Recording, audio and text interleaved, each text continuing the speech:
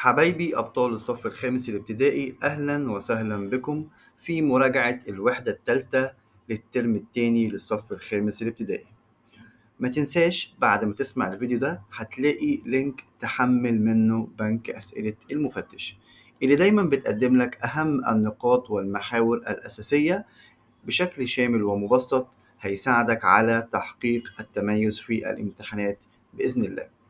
أنا هحل معاكم 10 نقط من كل سؤال وهسيب الباقي تحلوه بنفسكم. يلا بينا نسمي الله ونبدأ مع بعض. بسم الله. السؤال الأول: أكمل العبارات الآتية.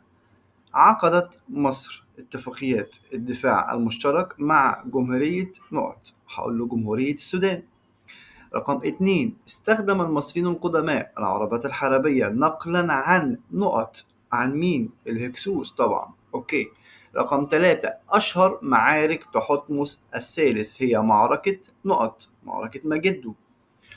تهتم مصر بدعم الأمن والاستقرار داخل قارة أفريقيا طبعا. 5: رعاية مصالح المواطنين في الخارج مسؤولية وزارة الخارجية. 6: من أمثلة العلوم التي برع فيها المصريون القدماء الطب ونقط ونقط، هقول له والفلك والهندسة. طيب عندي 7: كان إقليدس أحد علماء جامعة الإسكندرية في مجال نقط، هقول له في مجال الهندسة. من أشهر مؤرخي عصر البطلمي هو مانيتون. أخذ المصريون القدماء رسم الحيوانات المجنحة عن نقط أو من نقط، هقول له من العراق القديم. أول من اخترع الساعة لتحديد الوقت هم مين؟ هقول له يا مستر هم المصريين القدماء. طيب السؤال اللي بعده هنروح له وناخد منه 10 نقط. صح وغلط. حققت مصر تواصلا سياسيا مع دول العالم عبر العصور، صح ولا غلط؟ هقول له الإجابة صحيحة. رقم 2: من مهام وزارة الخارجية رعاية مصالح المواطنين في الخارج، هقول له الإجابة صح. رقم 3: أخذ المصريون العربات الحربية عن الفرس، هقول له غلط، عن الهكسوس. رقم 4: ساندت الدول العربية مصر وسوريا في حرب أكتوبر عام 1973، هقول له الإجابة صح.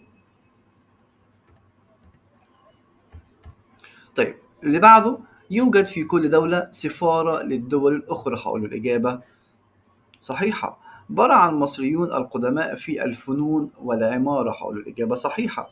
اخترع اليونانيون الساعة والحبر الأسود، هقول له الإجابة غلط، لأن المصريين القدماء هم اللي اخترعوا الساعة لتحديد الوقت والحبر الأسود. 8: وجهات المعابد القديمة مأخوذة من الطراز اليوناني والروماني، هقول له الإجابة غلط، العكس طبعا. وطبعا واجهات اليونان والرومان مأخوذة من المعابد المصرية. عندي هنا بيقول لي الأطراف الصناعية اخترعها المصريين القدماء ولا تزال موجودة حتى الآن، هقول له الإجابة صح. رقم 10: تعد البعثات العلمية من أشكال التواصل الثقافي والعلمي، هقول له الإجابة صح. السؤال الثالث: اختر من بين الأقواس. عندي هنا رقم 1 بيقول لي عقدت أول معاهدة سلام في التاريخ بين المصريين ونقط، هقول له والحيثيين.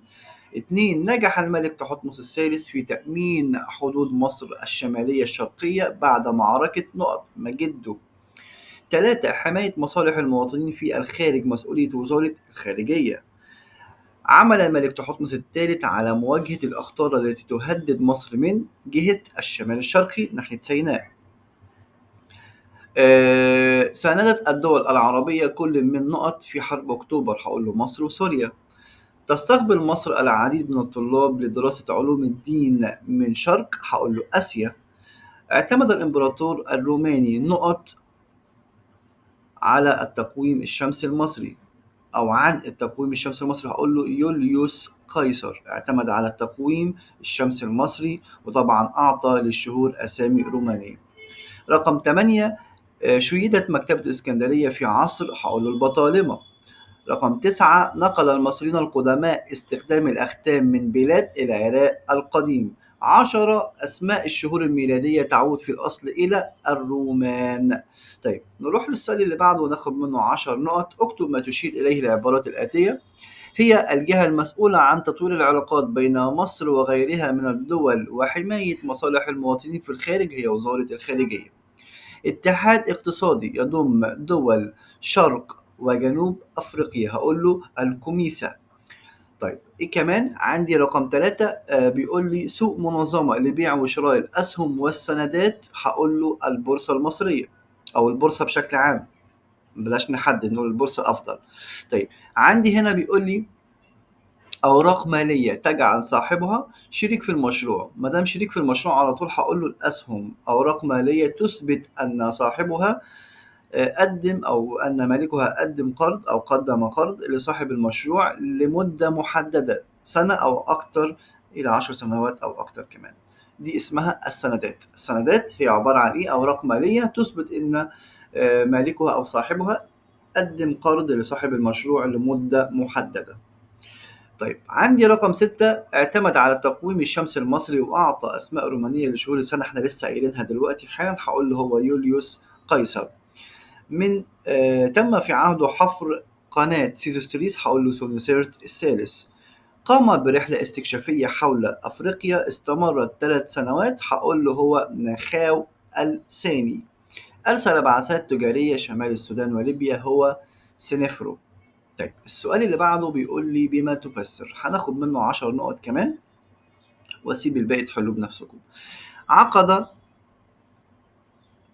أو عقدت مصر المعاهدات والاتفاقيات مع دول العالم. ليه مصر عقدت المعاهدات والاتفاقيات مع دول العالم؟ هقول له طبعا ما دام في اتفاقيات هيبقى في سلام، هيبقى في امن، هيبقى في امان، وبالتالي هيبقى في تحقق رفاهية الشعوب.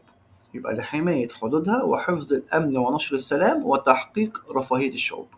طيب 2، أنشأ المصريين العديد من القلاع والحصون في فينيقيا، هقول له لحماية الإمبراطورية المصرية.